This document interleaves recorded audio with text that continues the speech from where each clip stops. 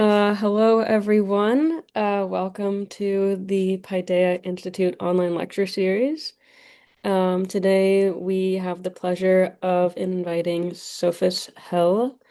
Um, Sophus is a translator and cultural historian specializing in the literature of ancient Iraq. He holds a PhD in comparative literature from Aarhus University and is currently a postdoctoral researcher. Is this still true? It's definitely, is it? Probably not. At Princeton University, currently living in Berlin. He has translated the Babylonian epic Gilgamesh and the poetry of Enheduana, the first known author, into English and Danish. The translation of Gilgamesh was hailed in the New York Review of Books as lively, earthy, and scrupulous in its scholarship, while the translation of Enheduana was reviewed enthusiastically in the Times Literary Supplement and the London Review of Books. Um, he has contributed essays and reviews on a wide range of topics related to ancient literature. Among others, Eon, the Los Angeles Review of Books, and the Danish newspaper Vikendavisen. You can correct the pronunciation there for me, Sophus, if you need to. And he is also the winner of the 2022 European Young Researcher Award. So thank you so much for coming today, we're excited to hear what you have to say. Thank you, Megan. I appreciate the introduction.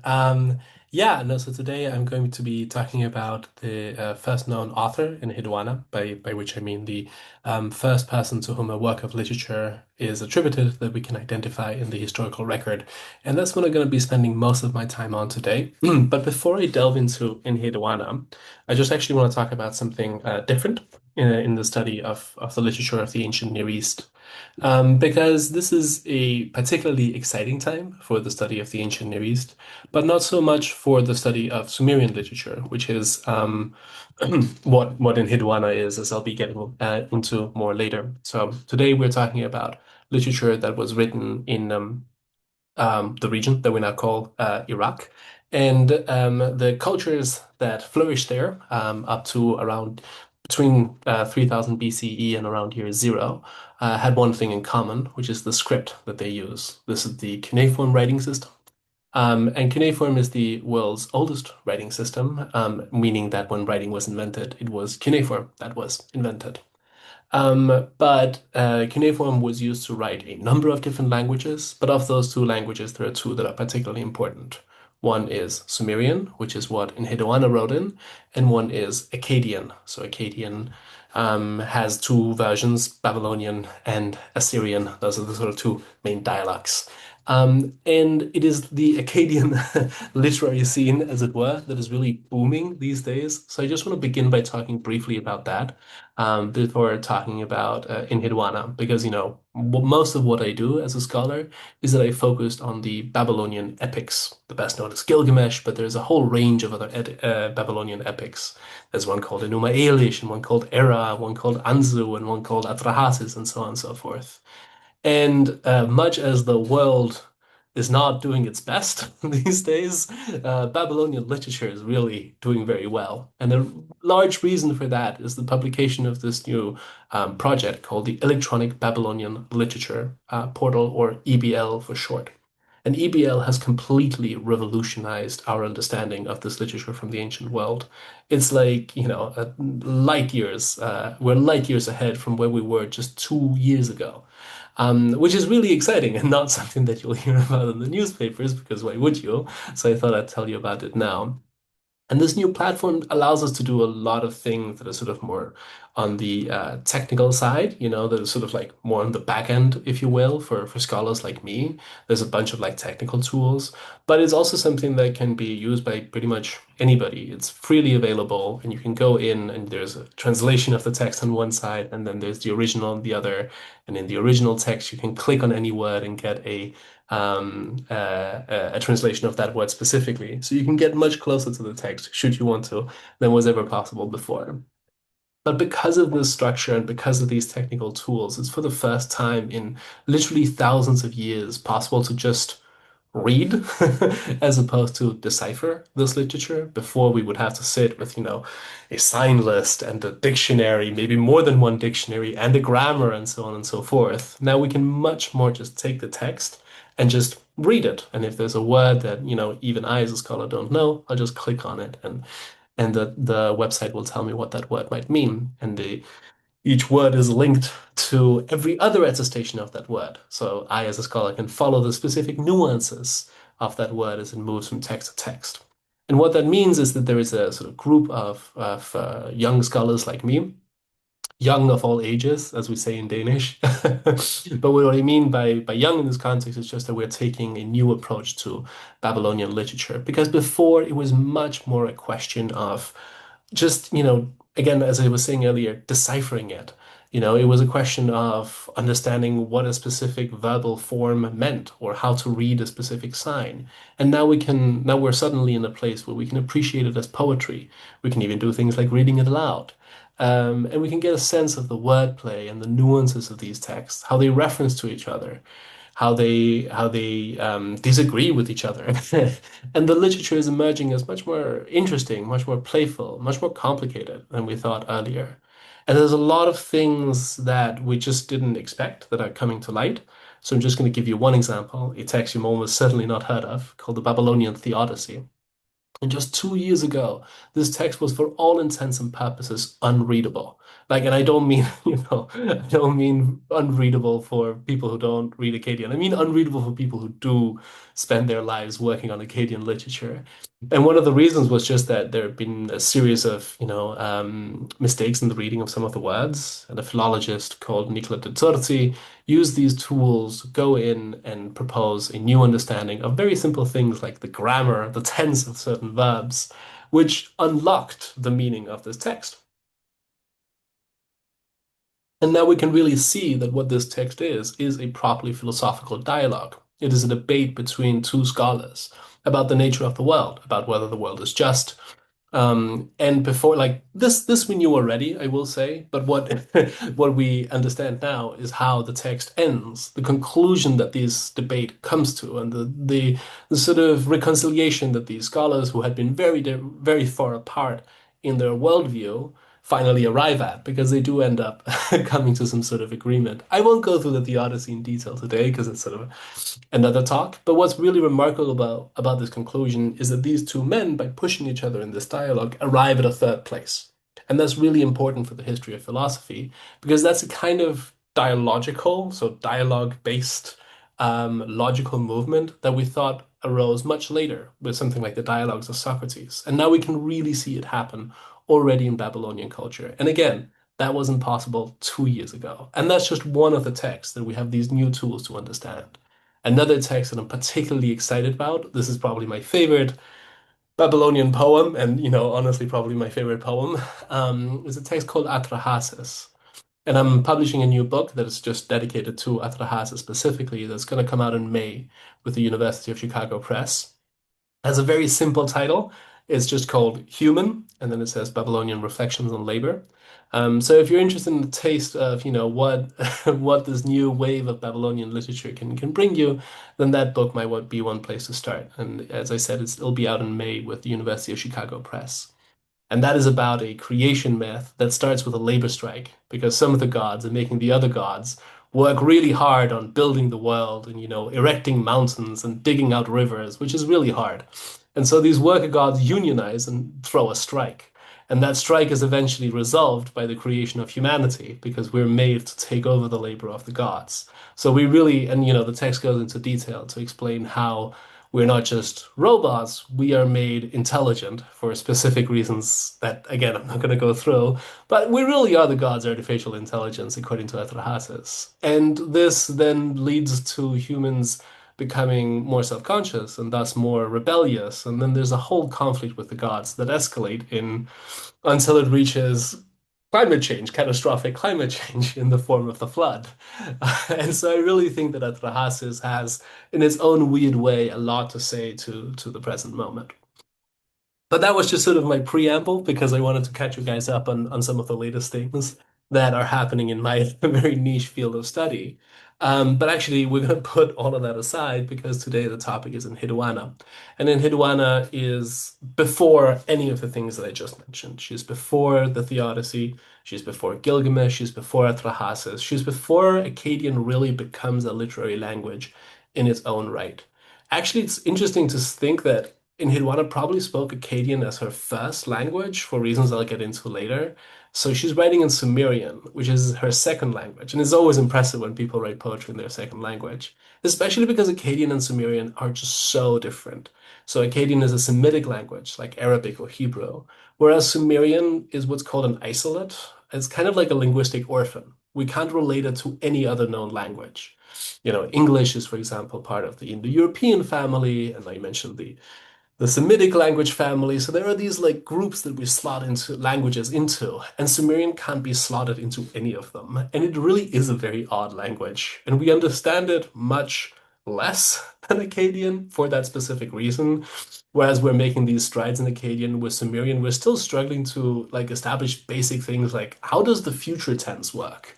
So Sumerian is much more the Wild West of the study of the ancient world. It's kind of like our frontier.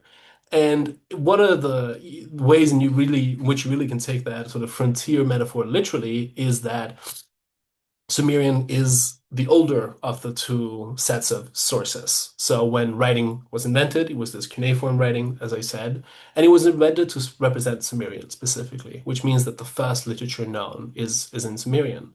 And again, it's so challenging to study. And within Enheduana, so as Megan mentioned, I made these two translations of Gilgamesh and then of Enheduana. And with Gilgamesh, I sort of felt that I could steer a middle path between, both being faithful to the original text, but still making it poetic. And with Enheduana, I thought that that was a lot more difficult, in part because Sumerian is so much more difficult, and in part because her poetry is just crazy. And I'm going to get more into that, how it is crazy in a moment. But as a result, I decided to make a website called enheduana.org, where you'll find a very literal translation of the exaltation. And then in my book, I presented a more sort of poetic retelling where I try to capture not just what the words mean, but also some sort of effect of what the Sumerian would have been like. So if you want to get like the poetry, then you can buy my book. And if you want to nerd out about Enheduana and what she actually wrote, then there's a website with these translations and a sort of little wiki about all the things you'll need to know to understand Enheduana's world. So I said that Enheduana's poetry is wild. And what do I mean by that?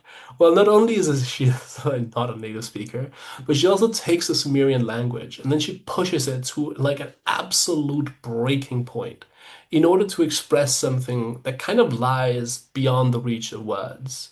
And that something that she's trying to express is this awe-inspiring goddess called Inanna, the goddess of change, the goddess of paradox, the goddess of transformation, the goddess of opposites, the goddess of sex and war and destruction and creation, and also craftsmanship. Basically anything that transforms the world. That's what Inanna is the goddess for.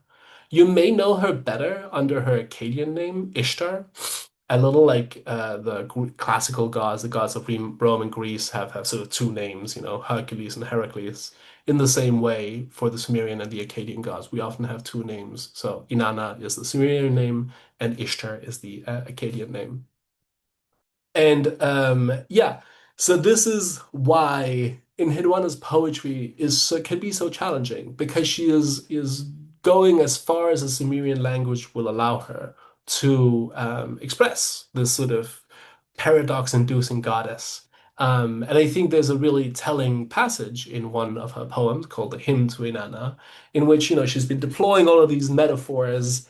Sorry, I'm just going to bring the passage up. Um, and then it's almost as if the text kind of breaks down because it sort of collapses into a list of attributes that are united in this goddess. And I'm just going to read a brief section of that. Uh, to run, to flee, to calm, and to quiet are yours, Inanna. To roam, to rush, to rival, to rise, and to throw down are yours, Inanna. To set out on path or road, to rest at a place of peace, to help a tired friend are yours, Inanna. To maintain the tracks and trails, to split the earth and make it firm are yours, Inanna. To destroy and to create, to plant and to pluck out are yours, Inanna. To turn men into women, to turn women into men are yours, Inanna. Desire and lust, to gain goods, to have a rich home are yours, Inanna. Profit, absence, poverty, wealth are yours, Inanna. And so on and so forth, and so on and so forth. It's a very, very long text or a section rather, in which Enheduana lists all of these puzzling and paradoxical attributes of the goddess. And I think this is sort of like representative of the poem in general. It likes to leap from one thing to another and often sort of between like rather different images. What I tried to partly capture in my translation, but is if in anything more pronounced in the Sumerian, is that even as she is sort of moving her minds from one image to another, and often she will have like these metaphors that seem completely unrelated to each other. Um, right after each other, but they will often sound alike. So the sort of ear, is pulled along as our mind is kind of running behind to catch up with what Enheduanna is saying about this goddess. So those are the poems that we are talking about today. But let's just take a step back and ask, who is then this Enheduanna person, the first known author who, lived so long ago? So Enheduanna lives in the 23rd century BCE, which is a very, very long time ago. I think it's sort of instructive to think that Cleopatra lived closer in time to us than to Enheduanna, just to give you a sort of sense of the scale here. And Enheduanna is the daughter of a man called Sargon, Sargon of Akkad. And Sargon of Akkad builds the first known empire that historians sort of that we can see in our historical sources. And he unites what were previously independent city-states. So before Sargon, these Sumerian city-states are a lot like the city-states in Greece. Each is its own little thing. And those are then united under Sargon. He brings them all together and conquers them.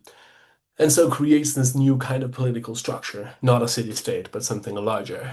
And that is in itself quite, a sort of development. And then all sorts of other changes in society cascade from this new regime. There's new ways of counting, new ways of measuring, new ways of writing, and all the old power holders are sort of swept out of office and replaced by people who were loyal to the emperor. And so, perhaps fittingly for this sort of time of huge social change, the patron goddess of the this empire, which we call the Old Akkadian Empire, because it was based in the city of Akkad, so hence Old Akkadian Empire. Um, that the patron goddess of that empire is Inanna, goddess of change. So when Enheduanna sings these beautiful hymns to the goddess of change, she's also singing hymns to her father's favorite goddess, if that makes sense. Sargon then installs Enheduanna as high priestess to the moon god Nanna in the city of Ur. So Nanna is the moon god, and he is the father of Inanna. And I know it's very confusing that those names are so similar to each other, but you'll have to bear with me. So Nanna is the older male god, the moon god, and Inanna is the young, tempestuous goddess of change and sex and war and what have you. And Enheduanna, we know for a fact, was personally devoted to Inanna while serving as high priestess to the moon god Nanna. This was actually not that unusual in the ancient world. There's nothing like particularly odd about that. This was quite common that you worked like your day job was serving one god and as a priest. But that had as much to do with like temple administration and making sure that all the rituals ran right. It wasn't because you sort of like believed particularly strongly in that god. You were sort of just employed in their household. And then you could have your own personal devotion to another deity. And in the case of Enheduanna, the reason that we know that she was sort of personally devoted to Inanna is that we have this disc, which is just, yeah, I don't know, it's yay big. It's made of limestone, and this is the one thing that we can be sure was sort of created by Enheduanna herself. Because as I'm going to return to later, there's a bit of a question mark about whether these poems were indeed written by the poet, by Enheduanna herself, or written later in her name. But this disc we can date to the Old Akkadian period, and we know for sure that it is Enheduanna herself. It has a little picture of her on it. And in this disc, she describes how she set up an altar so that she could sacrifice to Inanna specifically. Again, makes sense. It was sort of the, the patron deity of this new empire that had swept to power and, given her her position of power as well. So it sort of makes sense to be thankful for that. And as I said, like what this disc shows us beyond doubt is that Enheduanna, who we know as the main character of these poems, is also a real historical person. Like, for example, with Homer, as you know, there's this question mark about, was Homer even a real person? Did he exist? We know that the Odyssey and the Iliad are attributed to him, but that's kind of all that we know. We can't really place him with any kind of certainty. But within Enheduanna, it's not like that. We know for sure that she was a real historical person, and that's partly thanks to this disc, and it's also partly thanks to what's called cylinder seals, which are these tiny, tiny, like they're again they're this big, and they're essentially a form of ancient signature. So, like if you signed a contract with somebody, you would roll your cylinder seal on the clay. So that's what these are, and they're very beautifully decorated.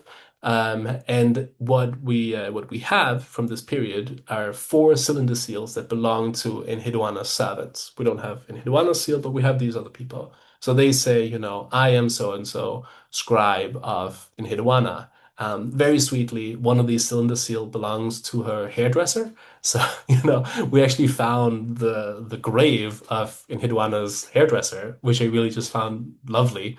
In part because this hairdresser seems to have been buried with his tools, right? So his knives and stuff. So, like Jurassic Park, they find a bit of like dinosaur DNA and they bring them back in the same way we could find a bit of like maybe one of Enheduanna's hairs, and then but that's I'll leave that to the realm of science fiction.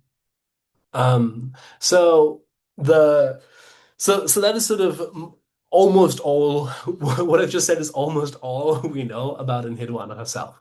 We have this disc, we have these cylinder seals. We know that she would have served as high priestess. We also know that the position of the high priestess was extremely powerful, especially in the city of Ur. Ur was within the empire one of the largest and most powerful cities. It was at the very south of the empire, so it was quite far from the capital. And so it seems likely, at least to me, that it effectively Enheduanna would have been a representative of her father's state in its southern and very rich and very important corner. That she was kind of like an internal ambassador, if that makes sense. But I can't prove that because, of course, we have so few sources from that time. Um, yeah, but we don't know where exactly she was born. We don't know when she died. We don't know her dates. We do, however, know where she was buried. That's at least something. We don't have her grave, but we do know where she was buried. She lived in a building called the Nipar, within the sort of sacred district of the city of Ur. So in the very center of Ur, there was this sacred district that you could only enter if you had some dealings with the temple, right? And she lived in there in this building called the Nipar, and she would have been buried under the Nipar. And the reason for that is that in general, people were buried under their houses.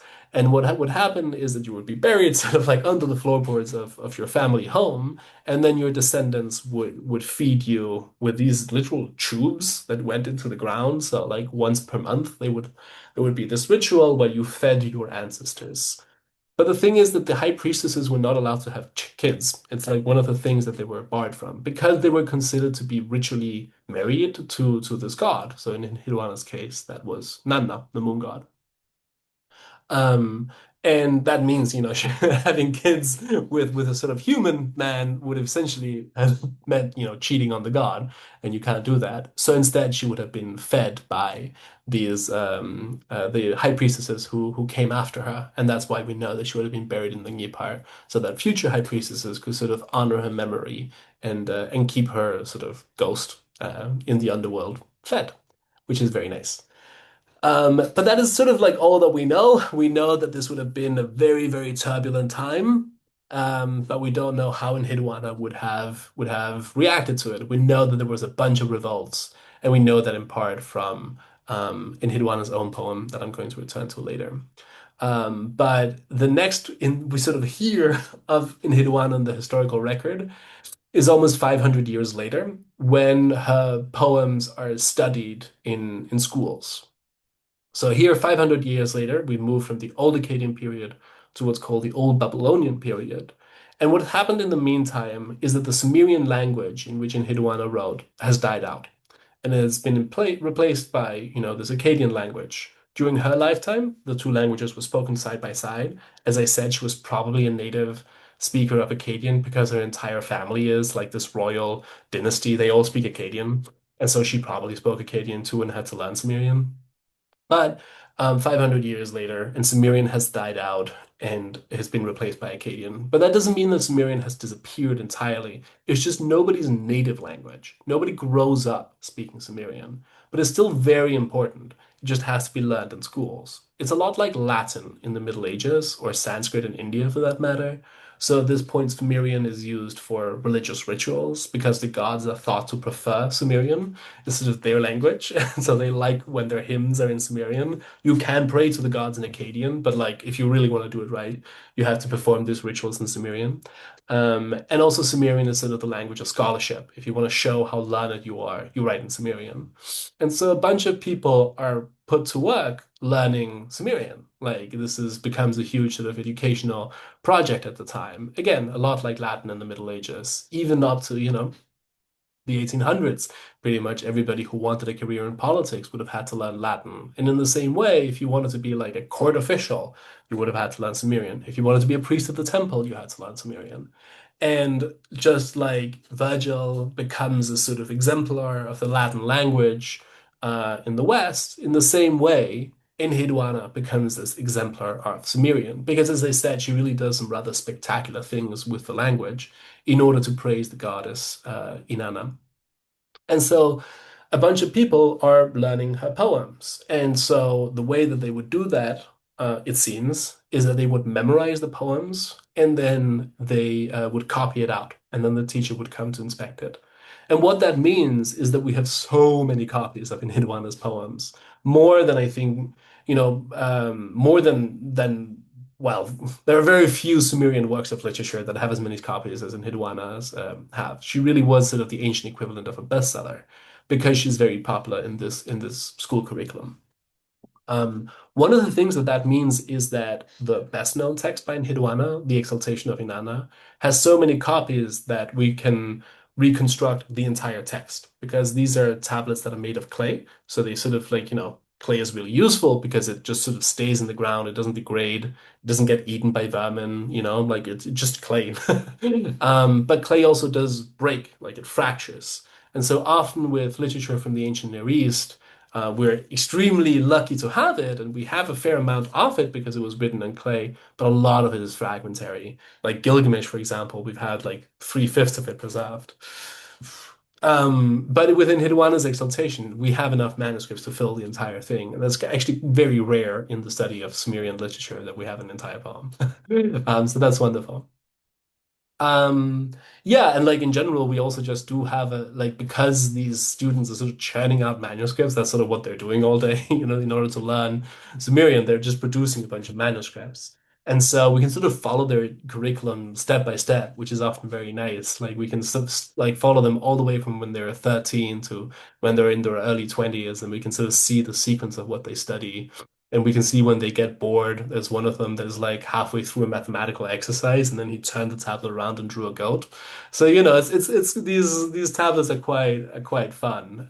There's also one that is like from the very earliest stages of the curriculum. So the student would have been like 13 or something, in which they took a bite of the side of the tablet, which who knows why? Maybe they were goofing around. Um, or I don't know, maybe that I think I always thought about that tablet because the Sumerians and the Akkadians believed that you would eat dust and clay in the afterlife. So maybe the student was like thinking about what that would be like. I'm like, I'm gonna nibble. But who knows? Who knows? So that is the context, and that is a reason why we have so many of Enheduanna's of manuscripts of Enheduanna preserved.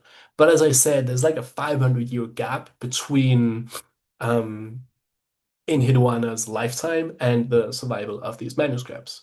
And so it is possible that Enheduana's poetry was transmitted and adapted on either tablets and or like an oral transmission that has just since been lost.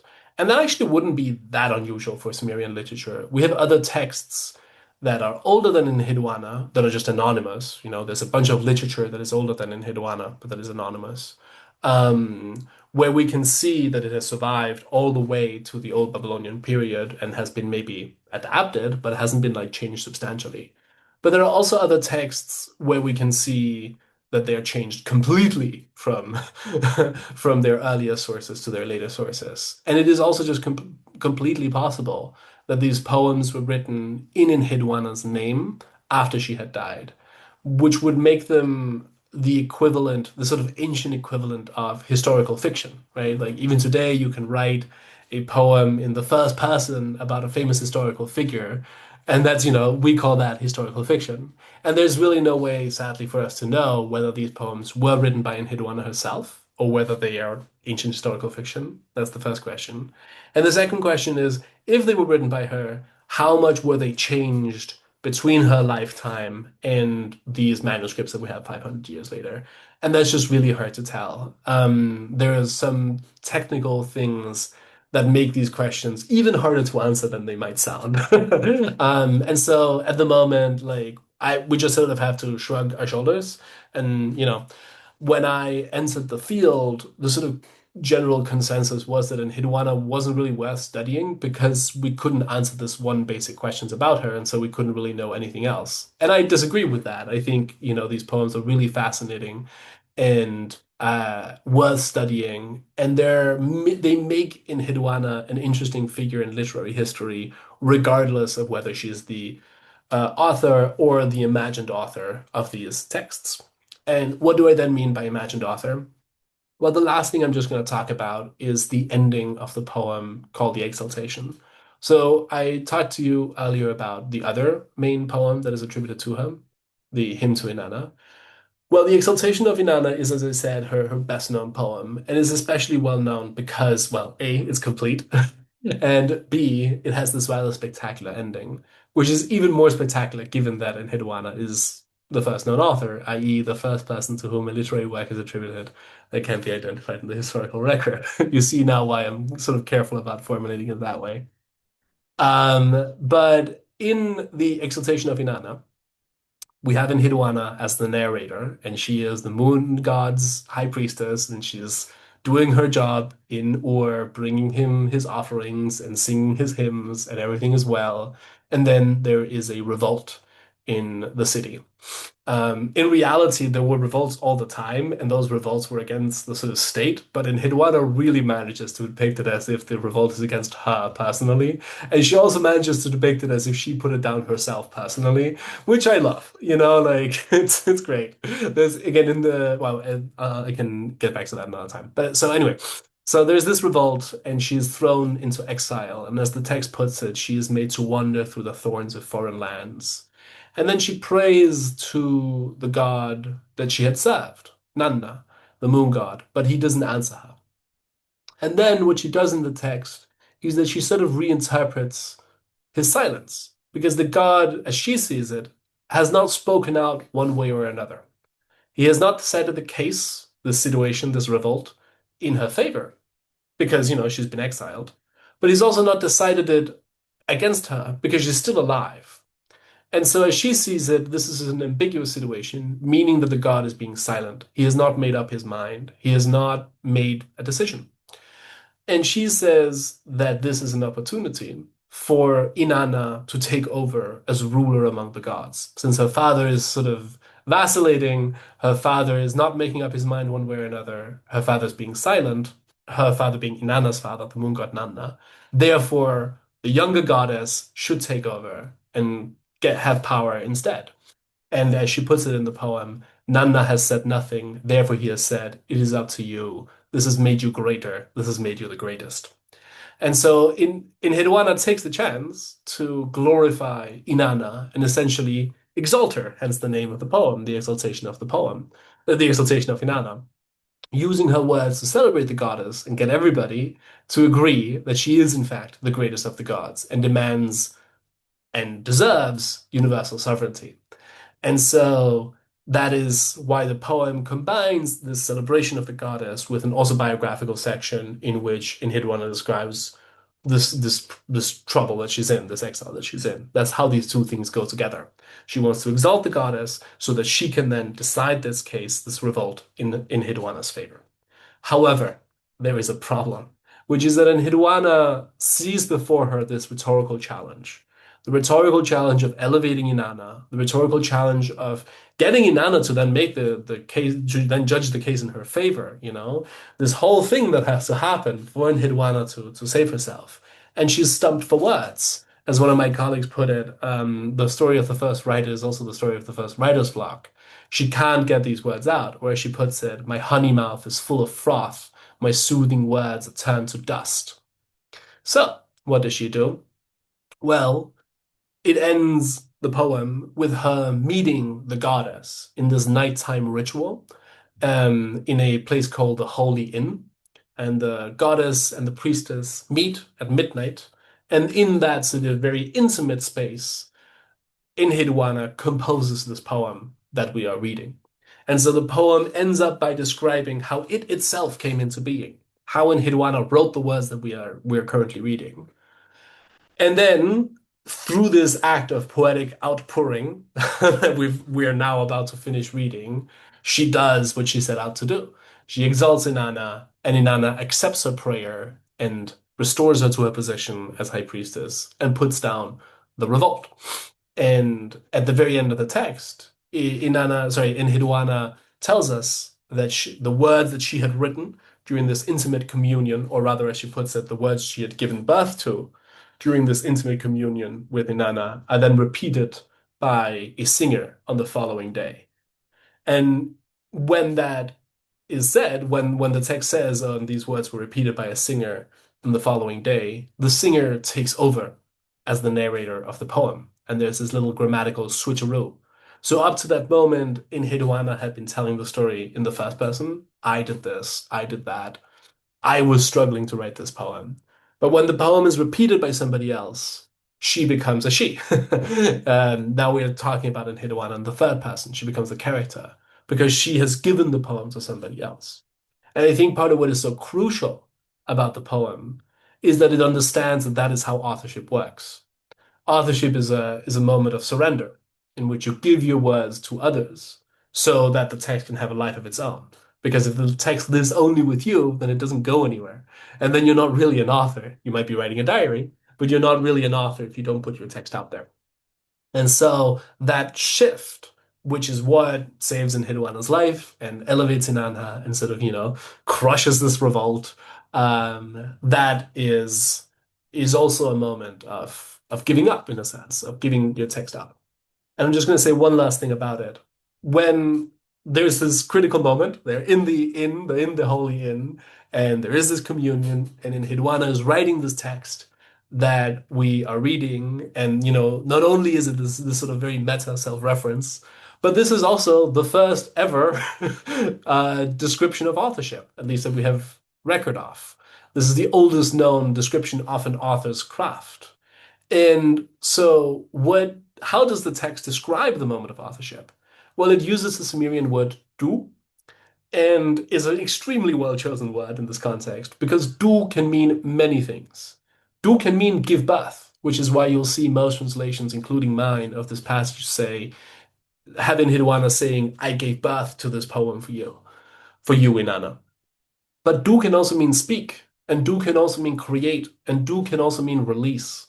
The reason that it can mean so many things is probably, we don't know, but probably Sumerian was a tonal language like Chinese and Japanese.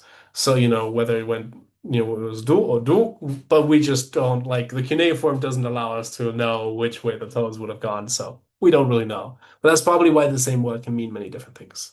But these other meanings of do include creation, speech, and to release, which again fits very well with what I was just telling you earlier.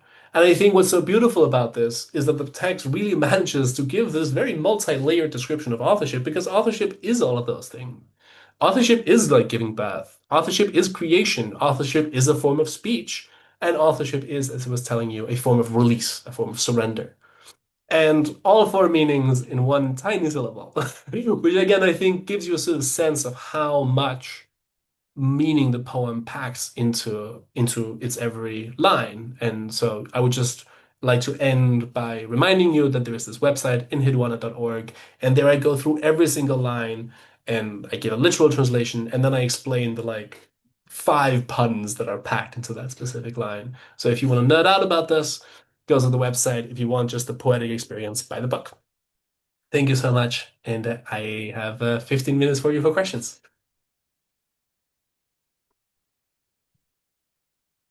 Thank you, Sophus. That was wonderful. I just posted the link to enheduana.org if anyone wants to check it out. And yeah, there's time for questions.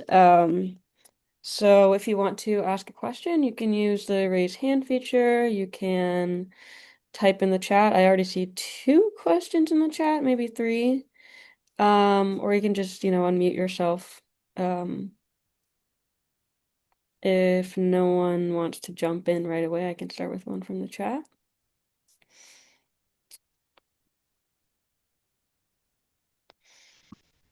Okay. Let's see. So, oh, Diana Best, go ahead. Thank you, Sophus. That was incredible. I had a couple of questions just very briefly.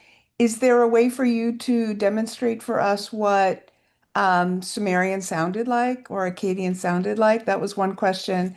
And the other question was, do we know when Edwana becomes a priestess, when she no longer is a priestess of Nana? Does she become a priestess of Inanna? And if so, what does that mean in terms of her ability to get married? Sure.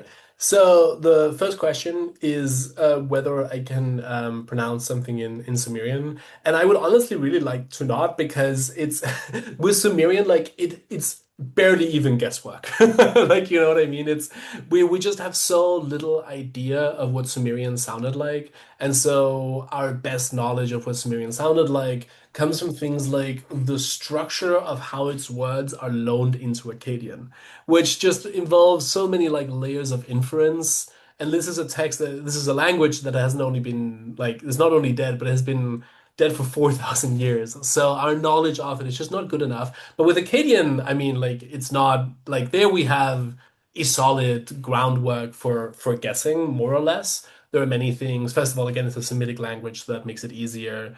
We have like Akkadian texts written with Greek letters, and there are loan words into a lot more languages, including Greek and Hebrew and so on and so forth. So with Akkadian, there's more of a chance, you know. I'm gonna type a link in the chat here to a project that recorded different Assyriologists, so different people who study this. Recording their best guess of what it sounded like. And so you can sort of hear, yeah, we can sort of hear a selection of what we think. One of the things, though, with Akkadian is that we also know that Akkadian had two forms. The form that was sort of like nice and literary and studied by the scribes, and the Akkadian that was actually spoken on the streets. If you're familiar with modern Arabic, this is a lot like the difference between modern standard Arabic that you'll see in the newspapers and the language that people actually speak. And so we don't have the access to the one that people actually spoke, but at least we have sort of, you know, we have a sense of what their literature would have meant to have sounded like. But as far as we know, Enheduana never officially becomes a priest of Inanna. If she did that, then it's not, you know, said in the text. It's only sort of implied in the exaltation, and there is no sort of direct statement. But the text does sort of invite the idea that now she is Inanna's priestess instead, but it's not said directly. Thank Yeah, you. Diane. Diana, do you want to ask a question? Oh, sorry, you're the Diana that translated Sappho? Uh, yes, Sorry, Diane, not Diana. But yes. Diane, yes. Hi. Uh, I wanted to say that your talk was just fascinating. I'm really looking forward both to getting your book and looking online. I like the way you presented very difficult things so clearly. One of the things I was curious about is that since there's so many texts, so many copies of her work, are there differences? Because anytime there's scribes in Greek, for example, there can be differences in texts, and then you have to figure out what to use. With so many, what did you find? Yeah, I've actually worked on this for a book project that is currently stranded, which is the issue of how to translate things that are texts that are beset by philological problems. And one of those philological problems might be textual variation, which is what you describe. Yes. Another is the translation of fragmentary text, which I think you've written so beautifully about. And like I'm really inspired by the way you handle the translation of fragmentary text, which is a real issue. As I said, that book will be out someday. But yeah, so I've thought about this, and I think, I think there are various interesting strategies for how to, translate fragmentary text. And I think, again, yours is a great example of that. But I'm still stuck on how to translate texts that have variants. Now, with Enheduana's exaltation, that's actually not so much of a problem. The sort of main variants are things like I just described, like different manuscripts will spell this sound do with different Mhm. signs, which reflect one of the four meanings that I sort of described earlier. And so that's why we know that the full range of meanings of the syllable is sort of active for them, if that makes sense. Interestingly, there is also a section just before this because this text also culminates in a list, which is much shorter than the one in the hymn, but still has like 13 lines or so. And this list is scrambled in every manuscript we have. And as I said, we have a fair amount, like we have 15 or something, but none of these give the this list in the same order. And that's like actually statistically improbable. You would expect some of them to be out of order, but the fact that all of them are is unusual. And a modern scholar calculated the odds of it being this randomized, and it's like a very low. So he actually suggests something interesting, which is that like if this is sort of a culminating moment in their education, then it might be that this is sort of a bit of an exercise for the students, like arrange these lines as you think best, Mhm. which, we can't prove that, but it's a very fun idea. But yeah, there are other moments in Akkadian and Sumerian literature where variants pose more of a problem. But within Enheduana, it's not like the main thing. I mean, within Enheduana, it's actually more the fragmentation that is the issue because in the hymn, the we have an autobiographical section that is introduced by the words "I am in Enheduana," and then right after that, there's a lacuna of like 20 lines. So that's particularly important, unfortunate. So yeah, thank you for your question. Yeah, I just wanted to follow with when you said there were questions about whether she really existed or this is all really her work. Mm. My personal opinion is that that wouldn't come up if it was a male author. Yeah, I mean, I also yeah, just to like differentiate, we know she existed. The question is whether it was attributed to him, but absolutely, and the fact that people are so willing to speak, of the poetry of Shulgi, who's one of these kings who definitely didn't write it himself, but had a commission for him, is quite indicative. Isabel. Hi. Well, I just want to start by saying, I took a class last semester. We read several of your work, some of your essays, your Gilgamesh. So it's just wonderful to hear you talk in person. It's such an honor. Thank you. Um, and so I guess I wanted to raise a question that Alexander asked in the chat, which is about whether there's meter present. And then I also wanted to ask if this was written in the women's dialect. Yeah, so Sumerian has what's called a women's dialect called Imesal, which is just a version of the Sumerian language that is restricted to very specific kinds of use. It is restricted partly to at least in some cases to female characters, but is more restricted to like ritual settings. You perform a specific kind of ritual in Emisal, as it's called. And so no, as a result, no. Not this wouldn't be a language that like women spoke on the street, and it's not like a language that women always write in, as it were. It's a language that you write in, that you speak in if you're performing a very specific kind of ritual and or are a goddess in specific kind of mythical texts. But thank you for the question. There was another question. Oh yeah, whether there is meter. So as far as we can tell in Sumerian, no. The fact that it's this basically alien language doesn't help in reconstructing things like rhythm. With Akkadian, it's again, as always, easier.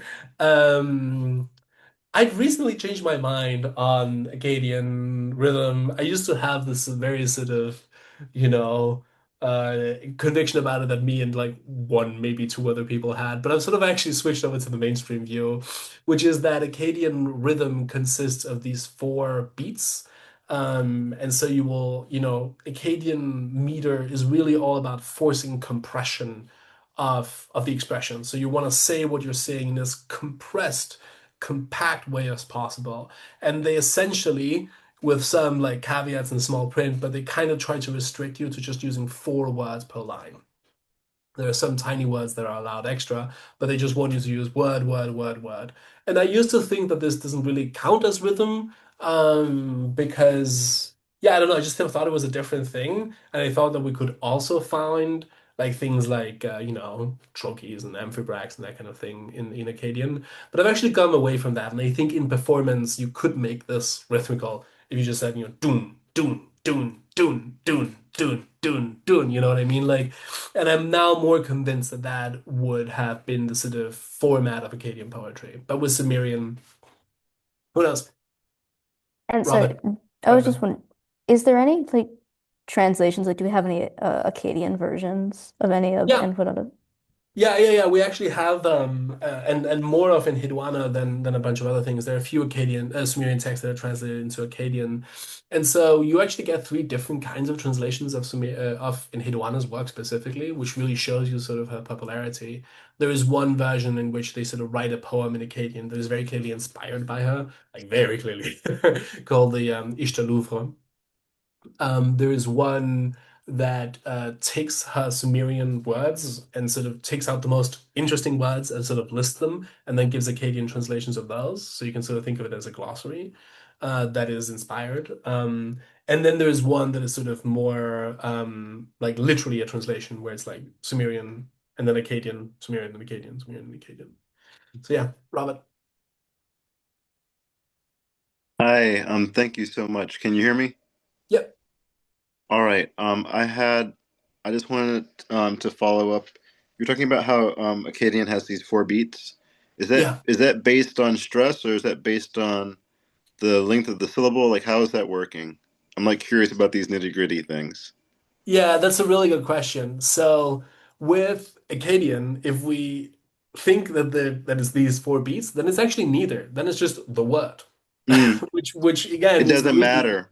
That's right. Yeah, it's the reason It's that I used to syllabic. think that it's not rhythm, right? Because it's just word. Hmm. But I think you could perform it in a way that makes it very sort of metrical, very very rhythmical. But I don't know, maybe not. But what we do know to answer your question is that so all lines in Akkadian literature, well, almost all, end with a stressed syllable followed by an unstressed one.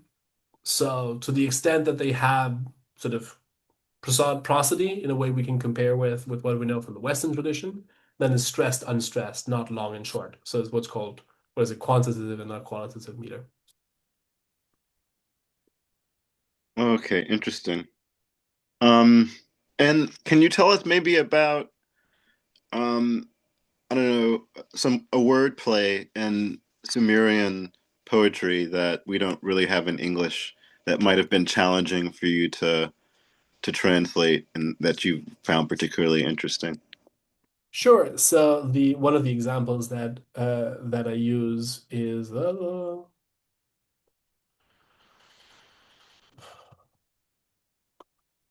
So this is I'm just gonna uh is this the one that I'm looking for? This is the one that I'm looking for. So I'm just gonna post this to the chat so you can see it yourself. So we're looking at lines 16 and 17. Piluda galgala ningsu abamunzu kurgulgulu, kurgulgul, ude aba eshum. And so there's a lot of sounds that repeat from one to the other. There's galgal and gulgul. There's aba and abba. And then there is the internal rhyme of ningsu and munzu. So often in these cases, it's things like this, where you can hear one sound being carried over to another. Um, sorry, yeah, sounds from one line being carried over to another. Then there's things like destroyer of the mountain, Kurgulgul. That can mean like five different things. First of all, the word mountain here can also mean enemy land, so it can mean destroyer of the enemy. But also there is a myth about the goddess Inanna that she once absolutely went to town on a mountain called Mount Ebich. And so it's also a reference to that myth. But in this context, it's sort of playing on those things. Um, yeah, and so on. So it's just like an example of how much is packed into these lines, but you'll find others if you go through here. Wait, just hold on one second. So, looking back at the text, you're saying that um, we get that the echo is the gal gal and the gul gul from line The 16 Galgal up and to the 17. Gulgul, That's one of them. yeah, the Munzu and the Yeah. Ningzu It's and interesting the because it looks like it's setting up this chiasmus. So you've got the gal gal, the gul gul on the outside. Those are the A's. And then on the inside, we have this nunzu munzu. So there we have this A B B A going on. Mhm. Um, I don't know. Do you see that, or am I making that up? No, I definitely think chiasmus is part of the line. But I think, as I said, is often you can think of it as kind of like a chain of forms, right? So it's like one thing linking in one direction, one thing linking the other direction, sort of weaving the text together. And often what you'll also see is this sort of symmetry of vowels. So yeah, um, happy hunting. I'm going to take one last question, and then I think I'll have to go. Julian? Yes. So you mentioned that like students were frequently assigned to copy works by Enheduana. And I am familiar with the common practice throughout history of imitating canonical Greek and Latin authors, great authors. I mean, sometimes even beyond the classroom. Like humanists were often mocked for pretty much trying to only use conjugations and declensions, forms that were used by Cicero. Uh, but are you familiar with a similar practice within mm, classrooms of ancient Babylonia, like imitations, rather than just word for word copies of innuendo? Yeah, so there is, as I said, this like Akkadian retelling of the poem, and also there are several other works that borrow from her in one way or another. There is, it's not that easy to spot sort of direct quotations of Enheduana's work. There are other works that we see quoted more often. But for example, there's actually one very interesting retelling that comes interestingly closer to her lifetime than a lot of these old Babylonian ones that we know, which uses, well, let us assume that that the exaltation was written by Enheduanna for a moment, then what we're seeing here is that there's a poem that reuses a lot of phrases from the exaltation, but to tell a very different story. A story in which Enheduanna is very happy to be dedicated to Nanna and is very happy to be serving in the temple in Ur. And the reason that the text does that is that at that particular point in time, there's a dynasty reigning that is devoted to Nanna and is based in Ur. So of course they want that story. But it's kind of the opposite of what we see in the actual exaltation. So it's interesting that a text can be sort of used and then kind of used almost against itself. But those are just a range of engagements. But yeah, we see many different kinds of appropriation and reinvention. So I think I'm gonna have to go, but it was so wonderful to speak to you all. And yes, take care. Thank you, everyone. Thank you to everyone who asked questions. Thank you, Sophus, for spending this time with us. Have a great Saturday, everyone. Bye.